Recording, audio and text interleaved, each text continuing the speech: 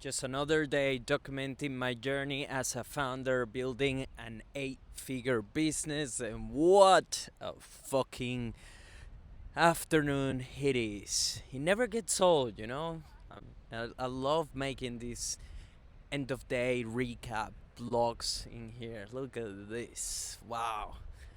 So good. And I realized that if you've been somehow came across this public diary that I'm running, that I failed at my commitment of basically doing this vlog style for 90 days straight, and I restarted essentially. So this is day 3 of that restart that we did. It will be day whatever it is from the entirety since I started producing these vlogs. And one of the biggest issues or challenges that I had to keep the consistency was basically I need to finish work on time, and I can't stay longer than what I need to at the office, because otherwise it becomes more complicated to get it done, because then it's dinner time and then I'm trying to get my ass to bed as well around 8ish, so I can get 8 hours sleep ideally to wake up at 5 a.m. no problem, so I can also be energized and all this stuff to actually tackle my day the following day at 110%.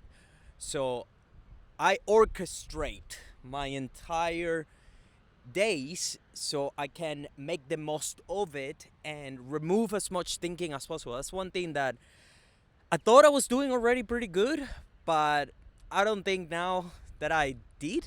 I think I still have a lot of decisions that need to be removed on my thinking, because ultimately they are consuming space in my head, or they take energy away from me, or ultimately they just exhaust my brain faster than what it needs to be, and I need to be fully sharp. There's so many important decisions that I have to be making on a day-to-day basis, so I have to be ruthless with making sure that I remove anything that takes too much away already from my decision making.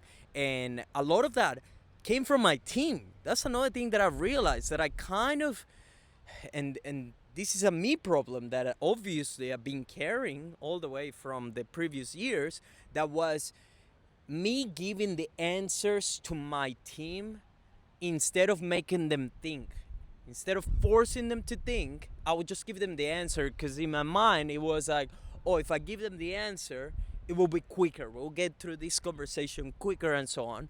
But in reality, over the long term, it does take more time away from me, because I essentially train them to be dependent on me to give them the answers. And that's not what I need. I don't want to be the bottleneck. That basically relies on me giving everyone the answer that they need so that they can go and take action or help us move forward. So what I actually needed was to take the time to fucking make them think and act stupid. Literally act retarded. So I'm doing more of that. I'm acting retarded when my team comes to me and asks me a question that I know they can get to the answer. They don't need me for it. There are, to be clear, certain things that, yeah, for sure, they do need my input and whatnot, but I'm playing the game differently this year round. I'm actually making, especially my high-level team, to think. I'm not gonna give the fucking answers. So when they've been coming to me recently, I've been essentially just asking them, oh, what do you think you should do? And I ask why, so I understand their thinking behind it, and then I can provide feedback, either point them in the right direction or just explain like, hey, what happens if this? And I ask more questions to help them get to the specific outcome that might be the best outcome. And some stuff I'm not even engaging, because there's literally not enough at risk or at stake that requires me even engaging in the thing. Like some dumb shit that they will ask me, not saying that they're dumb, it's just I created that behavior. And basically they will ask me something that I'm like, okay, this is not high stakes enough, and I'm sure you can figure it out. So I'm responding with more of that. I'm sure you can figure it out and you don't need me for that. So which at the beginning seems like it was a bit of a surprise to them. But because I'm doing it more and more, they kind of started to pick up that, hey, Nelson is not going to give me the answers, right? Best, I might be able to brainstorm, and if I really get stuck, then I can basically get his feedback or engage into some brainstorming process. And Dan Martell showed this particular way of doing it, which is the 1-3-1, where you teach your team how to do what's the one problem that you have, what are 3 possible solutions, and then which is the solution that you think you should do. And that's how you make your team essentially present to you what's the problem, what are the 3 options that they're thinking that they can solve it, and then what's the correct approach or that they believe they should do and why they should do it. And then you can basically help them asking more questions or just letting them run with it. So I'm doing way more of that. I'm stopping wasting my thinking time and energy into shit that does not require me, and letting go of a lot of control.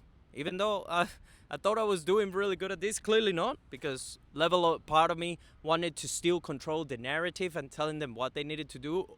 And again, I gaslighted myself, believing that that was the fastest way of doing it, just telling them what they needed to do. But that created the problem that they have been trained now to not fucking think for themselves, which now takes more time of me.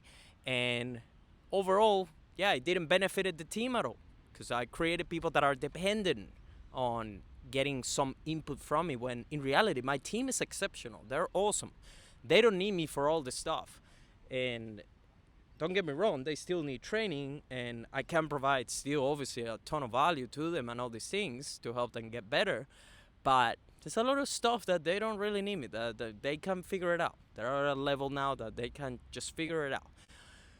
So we're doing more of that. The daily rocks for everyone being public on the group, the team Slack channel.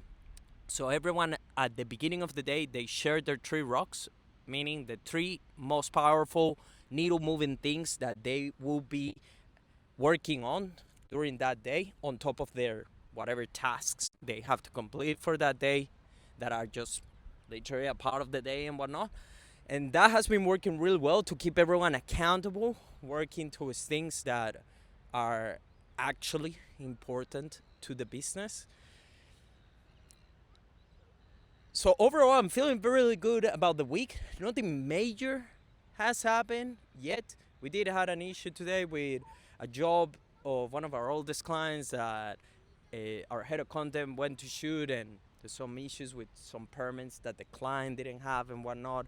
It was a waste of time, and now some of the videos that we need to make, we might not have enough assets. So it seems like that will become a problem for tomorrow to solve. But ultimately, sounds like he did get the job done. And it just feels like this is the calm before the storm, because next week we have about 4 shoots, so it'll be like back-to-back shoots. So we got basically just a few days to get our shit together and everything streamlined, so we can go even harder this year. One bad thing that I just remember, our ads started running a couple days ago, and we haven't yet got great results from it.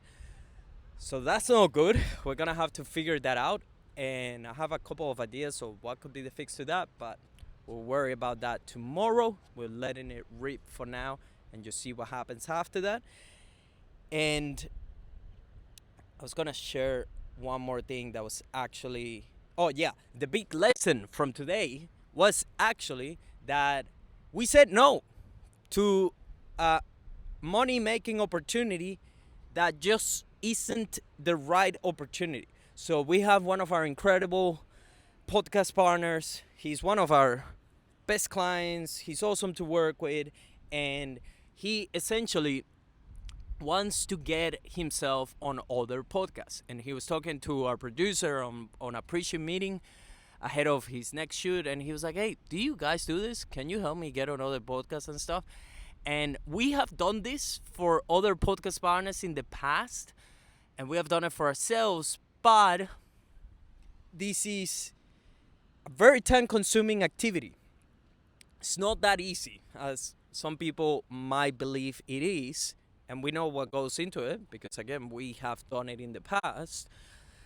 But the reality is that there are agencies that specialize on this. Agencies that literally specialize on getting people onto podcasts, and that's all they do. They don't make the podcast, they don't do content or anything. They just have connections and network stuff that where they can get people into podcasts, and they have the data and all this stuff, and they give them tips on how to perform at a high level when going into the podcast.